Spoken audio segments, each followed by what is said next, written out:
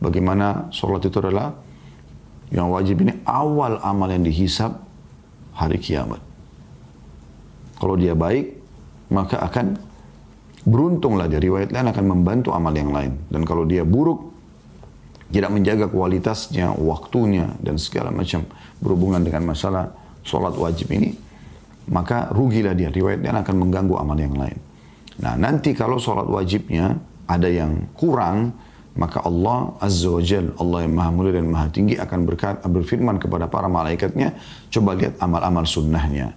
Kalau ada baru melengkapkan. Jadi amal sunnah ini pelengkap, bukan dia yang jadi inti. Ya. Yang inti dihisab adalah sholat wajib. Perlu digarisbawahi masalah ini.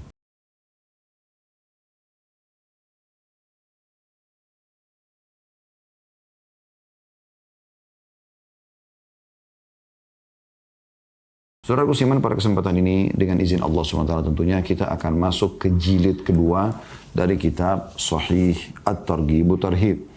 Dan kita sudah menyelesaikan jilid pertama dengan izin Allah Subhanahu wa taala yang terakhir kita membahas tentang kitab salat. Dan kita masih akan melanjutkan bahasan tentang kitab salat ini di jilid kedua. Dan kita akan masuk di bab pertamanya, anjuran menjaga 12 rakaat sholat sunnah atau dalam kurung rawatib sehari semalam. Jadi setelah membahas tentang keutamaan sholat, kemudian ancaman bagi orang meninggalkan sholat, kemudian bagaimana pengaturan shaf, dan segala macam yang berhubungan dengan masalah sholat. Sekarang di jilid kedua ini kita akan masuk dengan izin Allah SWT sebagaimana disusun oleh Al-Mundhiri rahimahullah dan ditelusuri hadis-hadisnya oleh Al-Albani rahimahullah tentang sholat sunnah. Hadis pertama dalam bab ini dengan sanad sahih dan nomor 579 dari awal kita belajar, termasuk dari jilid pertama tentunya. Dari Ummu Habibah Ramlah binti Abu Sufyan radhiyallahu anhuma. Saya katakan radhiyallahu anhuma karena Ummu Habibah istri Nabi SAW, sahabiyat, dan Abu Sufyan juga ayahnya sahabat. Dia berkata, aku mendengar Rasulullah sallallahu alaihi wasallam bersabda, "Ma min 'abdin muslimin yusalli lillahi ta'ala fi kulli yawmin 12 rak'ah, 12 rak'atan tatawwu'an ghaira fariḍah illa bana Allah ta'ala lahu baitan fil jannah atau illa bunya lahu baitun fil jannah." Tidaklah seorang hamba muslim salat karena Allah Ta'ala di setiap hari 12 rakaat sunnah, bukan fardu, melainkan Allah akan membangunkan untuknya sebuah istana atau rumah di surga. Atau melainkan akan dibangunkan untuknya sebuah istana atau rumah di surga. Hadis ini diriwayatkan oleh Muslim, Abu Dawud, An-Nasai. Hanya saya dalam riwayat At-Tirmidzi ada tambahan arba'an qabla adh-dhuhri wa raka'ataini ba'daha wa raka'ataini ba'da al-maghrib wa raka'ataini ba'da al-isya wa raka'ataini qabla salatil ghadat. 4 rakaat sebelum duhur, ini yang 12 rakaat rinciannya ya. Kemudian 2 rakaat sesudahnya, berarti sudah 6 rakaat. 4 rakaat sebelum duhur dan 2 rakaat sudah duhur, berarti sudah 6. 2 rakaat sesudah maghrib, berarti sudah 8. 2 rakaat sesudah isya, berarti sudah 10 rakaat. Dan 2 rakaat sebelum subuh, berarti sudah 12 rakaat. Dan ini yang dimaksudkan di dalam hadis ini. Baik teman-teman sekalian, hadis ini juga dikuatkan dengan hadis selanjutnya. Saya langsung bacakan dan kita akan jelaskan sekaligus insyaAllah di bab pertama ini. Yaitu hadis nomor 580 dari awal kita belajar dan urutan 2 dalam bab ini. Sahih li ghairihi, atau menjadi sahih karena dikuatkan dengan riwayat-riwayat yang lain. Dari Aisyah radhiyallahu anha, dia berkata, Rasulullah sallallahu alaihi wasallam bersabda, "Man thabara ala 12 rak'atan fil yawmi wal lailah dakhala al jannah, arba'an qabla adh-dhuhri wa rak'ataini ba'daha wa rak'ataini ba'da al-maghrib wa rak'ataini ba'da al-isya wa rak'ataini qabla al-fajr." Barang siapa, kata Nabi SAW, yang menjaga 12 rakaat sehari semalam, niscaya dia masuk surga. Yaitu 4 rakaat sebelum duhur, 2 rakaat setelahnya, 2 rakaat setelah maghrib, 2 rakaat setelah isya, dan 2 rakaat sebelum subuh. Hadis ini diriwayatkan oleh An-Nasai, dan ini lafaz milik beliau. At-Tirmidzi dan Ibnu Majah juga meriwayatkan dari Al-Mughirah bin Ziyad, dari Atha, dari Aisyah radhiyallahu anha, juga An-Nasa'i berkata, ya, bahwasanya yang dimaksud di sini adalah Ambas bin Abi Sufyan, dan ada kekeliruan dalam masalah tulisan. Saya tidak banyak masuk ke dalam rincian masalah sanad, sebagaimana Anda kalau ikut dari jilid awal sudah tahu metode kami. Kami membedah dan cukupkan dengan apa yang sudah disimpulkan kalau ini sahih li ghairihi. Baik teman-teman sekalian, dua buah hadis ini adalah hadiah dari Allah Subhanahu wa taala kepada orang-orang beriman. Bagaimana bila mereka menjaga 12 rakaat sunnah dalam sehari semalam, dan sunnah-sunnah ini dikenal dengan rawatib yang melekat dengan sholat-sholat wajib. Apakah itu qobliyah atau ba'diyahnya, sebelum atau sesudah sholat wajib, akan diberikan istana di surga. Di riwayat yang pertama dan riwayat yang kedua dipastikan dia masuk ke dalam surga. Baik, sebelum jauh kita bahas tentang sholat-sholat ini, teman-teman sekalian perlu digarisbawahi ya, keutamaan ini akan didapatkan bagi orang-orang yang juga memenuhi syarat-syaratnya, yaitu kekhusyuan dalam sholat, ya, keikhlasan dalam mengerjakannya, benar gerakan dan bacaannya, ya, waktunya juga tepat. Ini semua hal-hal juga yang harus dihubungkan satu sama yang lain. Ya, jadi kalau orang tidak ikhlas dalam sholatnya, atau orang mengerjakan di luar waktunya tanpa ada udzur syar'i, maka ini semua juga tidak jadi atau tidak mendapatkan keutamaan ini. Juga di sini masalah riwayat yang kedua, masuk ke dalam surga kalau dia juga memenuhi syarat-syaratnya, dia beriman, ya, dia tidak membatalkan keislamannya, tidak melakukan kesyirikan, dan juga melakukan yang wajib. Karena kalau ada orang memahami secara letterlet hadis ini, siapa yang menjaga 12 rakaat sehari semalam, dibangunkan baginya istana di surga. Atau riwayat yang kedua, siapa yang menjaga 12 sehari semalam, 12 rakaat sehari semalam, dia pasti masuk surga. Maka dia mengatakan, saya hanya mengerjakan 12 rakaat ini saja, tidak usah kerjakan yang wajib. Maka ini keliru. Ya. Karena amal-amal sunnah tidak akan diterima kecuali diikuti dengan amal wajib. Ya. Jadi misalnya 4 rakaat sebelum duhur tadi dan 2 rakaat sudah duhur. Kalau ada yang mengatakan, sudah saya sholat ini saja, saya nggak usah sholat duhurnya, maka tentu percuma. Karena sholat duhur lah yang menentukan diterimanya sholat qobliyah dan ba'diyahnya ini. Ya. Dan sebagaimana sudah kita pelajari panjang lebar dalam kitab sholat di jilid 1 kitab ini, atau di buku ini, Sahih At-Targhib wa Tarhib, bagaimana sholat itu adalah yang wajib ini awal amal yang dihisab hari kiamat. Kalau dia baik, maka akan beruntunglah dia. Riwayat lain akan membantu amal yang lain. Dan kalau dia buruk, tidak menjaga kualitasnya, waktunya, dan segala macam berhubungan dengan masalah sholat wajib ini, maka rugilah dia. Riwayat lain akan mengganggu amal yang lain. Nah, nanti kalau sholat wajibnya ada yang kurang, maka Allah Azza wa Jal, Allah yang maha mulia dan maha tinggi, akan berfirman kepada para malaikatnya, coba lihat amal-amal sunnahnya. Kalau ada baru melengkapkan. Jadi amal sunnah ini pelengkap, bukan dia yang jadi inti. Ya. Yang inti dihisab adalah sholat wajib. Perlu digarisbawahi masalah ini. Ya. Sebagaimana banyak orang di Ramadan ikut sholat tarawih, tapi dia nggak ikut sholat isya. Bagaimana bisa? Ya. Dia sibuk sholat tahajud, tapi dia tidak sholat subuh. Ini orang mengejar ikan teri, kehilangan ikan pausnya, gitu kan. Maka harus didahulukan yang wajib-wajib, dan ini pelengkap daripada yang wajib. Makanya susunan kita lihat dalam buku-buku yang disusun oleh para ulama-ulama kita dulu dalam masalah bab sholat ini, pastinya dibahas dulu masalah sholat wajib, baru kemudian di akhir-akhir babnya dibahas masalah sholat sunnah, sebagaimana sudah kita juga lihat dalam kitab ini. Kemudian teman-teman sekalian, ada 12 rakaat yang dianjurkan untuk mengejar keutamaan ini. Tapi maknanya bukan berarti tidak ada sholat sunnah lagi selain 12 rakaat ini. Sebagaimana yang kita lihat di bab-bab setelahnya. Akan ada sholat-sholat tambahan yang lain. Tapi kalau Anda menjaga 12 rakaat ini, Anda mendapat istana di surga. Apakah itu bermakna setiap kali, setiap hari, setiap mengerjakan 12 rakaat dapat istana, ataukah seumur hidup? Allahu a'lam. Ya. Tapi yang jelas kita mengejar keutamaan ini. Usahakan jangan pernah luput 12 rakaat ini. Jadi kalau kita lihat susunan dari dalam hadis, 4 rakaat sebelum duhur. Ya, oleh karena itu para parbot masjid, para pengurus masjid, muadzin harus mengetahui bahwasanya kaum muslimin dianjurkan sholat 4 rakaat sebelum duhur. Maka antara azan iqamah jangan buru-buru di waktu ini. Ini 4 rakaat butuh waktu. Belum lagi banyak di antara jemaah kita, kadang-kadang mereka wudhu pada saat sudah menjelang waktu azan. Ya, menjelang waktu azan.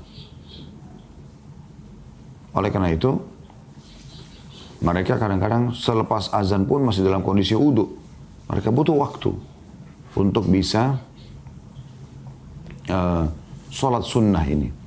Kemudian 2 rakaat sesudah duhur. Ya. Kemudian 2 rakaat sesudah maghrib. Perhatikan di sini asar dilangkahi. Tapi bukan berarti sebelum asar tidak ada. Ya. Nanti akan kita jelaskan insya Allah. Hanya sekali lagi 12 rakaat ini kalau Anda jaga, Anda akan dapat istana di surga. Gitu kan? Jadi 4 rakaat sebelum duhur, 2 rakaat sudah duhur, sudah 6. Langsung pindah ke maghrib, 2 rakaat sesudah maghrib. Qobliyah maghrib pun tidak disebutkan dalam poin ini. Khusus untuk 12 rakaat ini. Tapi akan ada sholat itu, kita akan jelaskan nanti insya Allah. 2 rakaat sudah maghrib berarti sudah 8 rakaat, 2 rakaat sudah isya. Juga di sini tidak disebutkan qobliyahnya. Langsung ba'diyah isya. Ini sudah 10 dan 2 rakaat sebelum subuh. Atau antara azan dan iqamah subuh. Ya. Karena ini seringkali ada yang salah fahami. Mereka menganggap sholat sunnatul fajr yang dikerjakan antara azan dan iqamah subuh dikerjakan sebelum azan subuh. Ini keliru. Sebelum azan subuh Anda kerjakan semua masuk dalam istilah sholat malam. Jadi sholat sunnatul fajr itu dikerjakan antara azan dan iqamah subuh. Baik teman-teman sekalian, ini ya, 2 buah hadis dan kita sudah coba korek ya, apa yang kira-kira butuh dijelaskan dari hadis ini. Ya.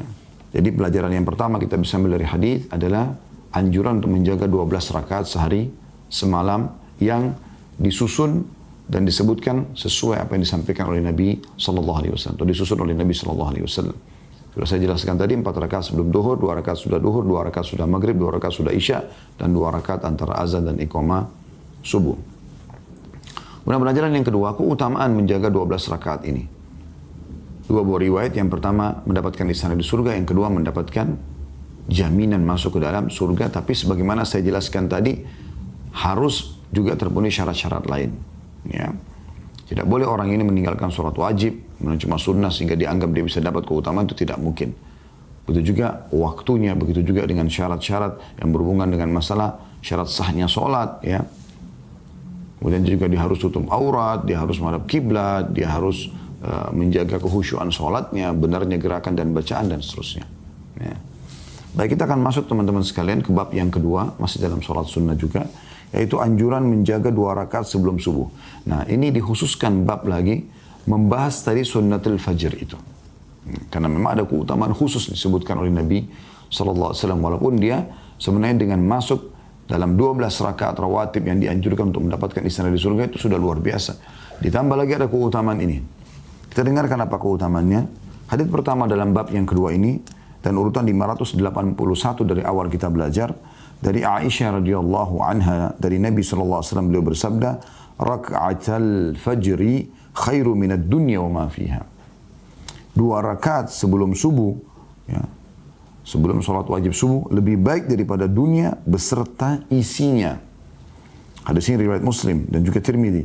Dan dalam riwayat Muslim ada tambahan, lahuma ahabbu ilayya minad dunya jami'a.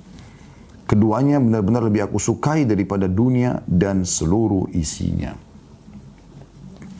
Hadis ini teman-teman jelas sekali ya, memberikan penjelasan kepada kita atau jabaran kepada kita bagaimana sholat sunnatul fajr 2 rakaat yang mungkin hanya 2 menit atau 3 menit saja Anda kerjakan. Kalau ada orang lama sekali mungkin 5 menit. Ya.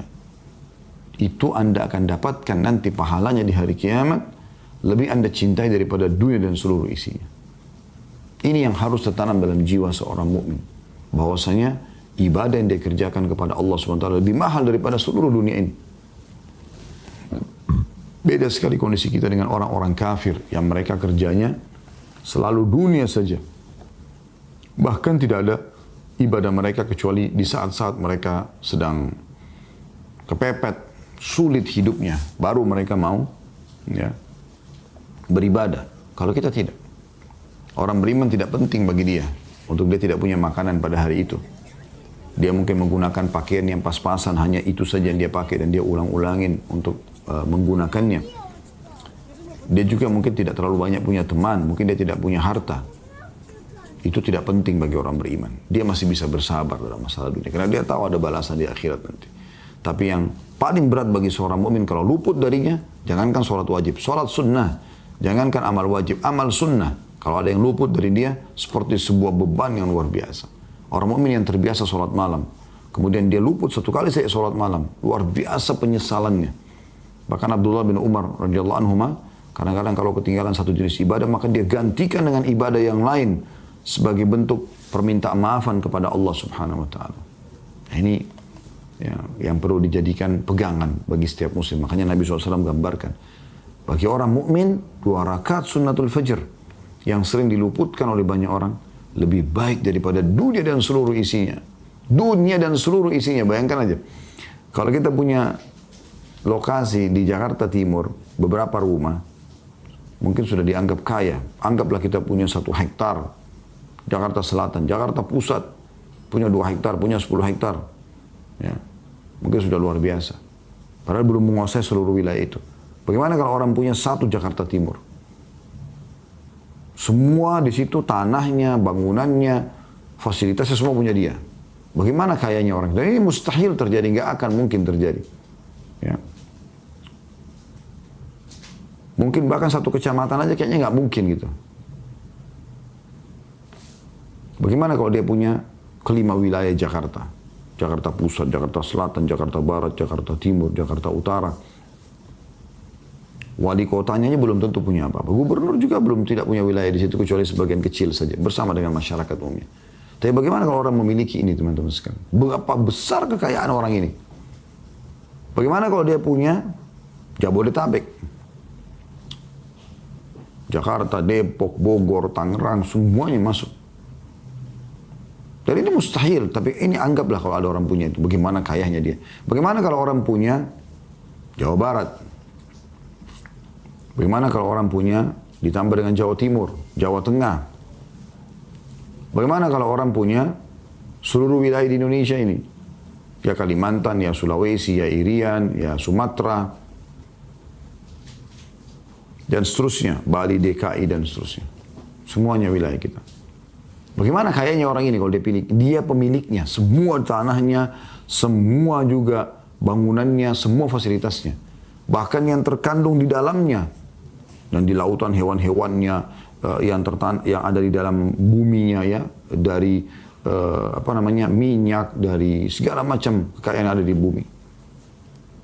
Bagaimana kalau orang memiliki benua Asia? Bagaimana kalau orang memiliki ke semua benua? Asia, Afrika, Amerika, Australia, Eropa, semua dia miliki. Bagaimana kayaknya orang ini? Bagaimana kalau semua bumi ini punya dia? Lautannya, daratannya, dan semua yang ada, tanahnya, bangunannya, fasilitasnya, semua dia punya. Kira-kira seperti apa? Ini mustahil terjadi ya. Tapi bayangkan, ibadah seorang mukmin kepada Tuhannya Allah Subhanahu wa taala, pencipta langit dan bumi ini. Allah jadikan 2 rakaat sunnatul fajr yang dikerjakan hanya 2-3 menit lebih baik daripada dunia seluruhnya dan isinya. Semuanya. Bagaimana kalau Anda kerjakan ini selama 10 tahun? Tidak pernah ketinggalan sunnatul fajr. 1 kali saja lebih baik daripada dunia seluruh isinya. Bagaimana kalau 10 tahun? Bagaimana kalau 20 tahun? Bagaimana kalau 30 tahun? Bagaimana kalau selama hidup Anda kerjakan ini? Belum lagi kalau Anda ajarkan ke orang lain, ajarkan kepada anak-anak, ajarkan kepada pasangan, ajarkan kepada teman-teman, ajarkan kepada murid-murid. Supaya kerjakan dan jaga sunnatul fajr. Luar biasa pahala yang Anda panen. Nggak bisa dibayangkan. Makanya Allah menggambarkan kalau Allah memberikan balasan, sang raja yang maha kaya yang sebenarnya, Allah mengatakan, A'udzubillahi minasyaitonir rajim, innallaha yarzuqu man yasha'u bighairi hisab. Allah kalau sudah memberikan rezeki kepada orang, Allah tidak ada lagi hitung-hitungannya. Nggak bisa ditangkap dengan akal manusia. Maka jaga sholat ini teman-teman sekalian. Ya. Kemudian hadis selanjutnya 582 dari awal kita belajar urutan 2 dalam bab kita dengan sanad sahih. Dan dari Aisyah juga radhiyallahu anha dia berkata, "Lam yakunin Nabiy sallallahu alaihi wasallam ala syai'in minan nawafil ashaddu ta'ahudan minhu ala raka'atil fajr." Tidak ada sesuatu pun dari sholat-sholat sunnah yang lebih disiplin, ya, lebih ya, disiplin dilakukan oleh Nabi SAW atau lebih dijaga oleh Nabi SAW selain atau seperti sholat sunnah sebelum fajr, sebelum subuh. Hadis riwayat Bukhari, Muslim, Abu Daud, An-Nasai dan Ibnu Khuzaimah juga dalam sahihnya. Dan dalam riwayat Ibnu Khuzaimah rahimahullah, Aisyah Ummul Mukminin radhiyallahu anha berkata, "Ma ra'aitu Rasulullah SAW ila syai'in minal khairi asra'a minhu ila raka'ataini qabla al-fajr wala ila ghanimah." Aku tidak pernah melihat Rasulullah SAW lebih bersegera dalam melakukan satu kebajikan atau kebaikan melebihi 2 rakaat sebelum subuh dan tidak pula harta rampasan perang.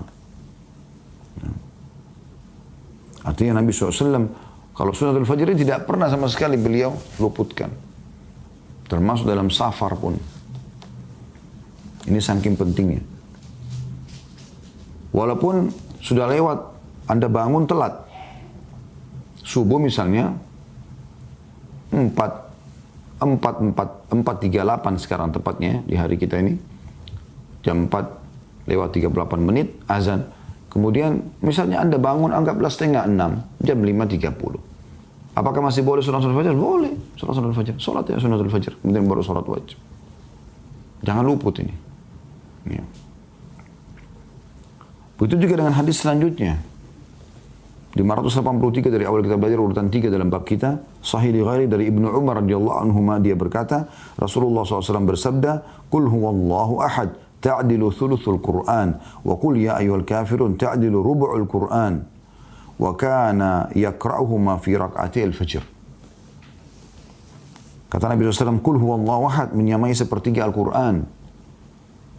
Anda baca sekali 4 ayat ini, A'udzu billahi minasyaitonir rajim. Bismillahirrahmanirrahim. Qul huwallahu ahad, Allahus samad, lam yalid wa lam yulad wa lam yakul lahu kufuwan ahad.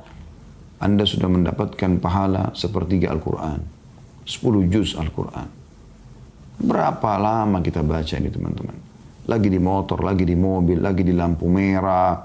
Daripada sibuk lihat helm orang warna apa, dia pakai mobil apa, orang ini kenapa pakai baju warna itu. Untuk apa? Baca Qul huwallahu ahad. Baca. Ini luar biasa. Sepertiga Al-Quran. Lagi antri di kasir, belanja bulanan, lagi antri di lift. Tidak usah keras-keras suaranya.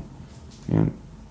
Lagi menuju ke kantin, ke restoran mau makan, lagi nunggu menu yang sedang dipesan, lagi nunggu istri menyiapkan makanan di rumah, lagi naik tangga, masuk rumah setelah salam, baca Qul huwallahu ahad. Bahkan kata Nabi SAW sampai membaca Qul huwallahu ahad 10 kali, Allah akan bangunkan baginya istana di surga. Qul huwallahu ahad, mudah. Dan bukan cuma sekedar membaca, yang renungi maknanya sebenarnya. Karena ini adalah makna tauhid, ini asas daripada kita diciptakan.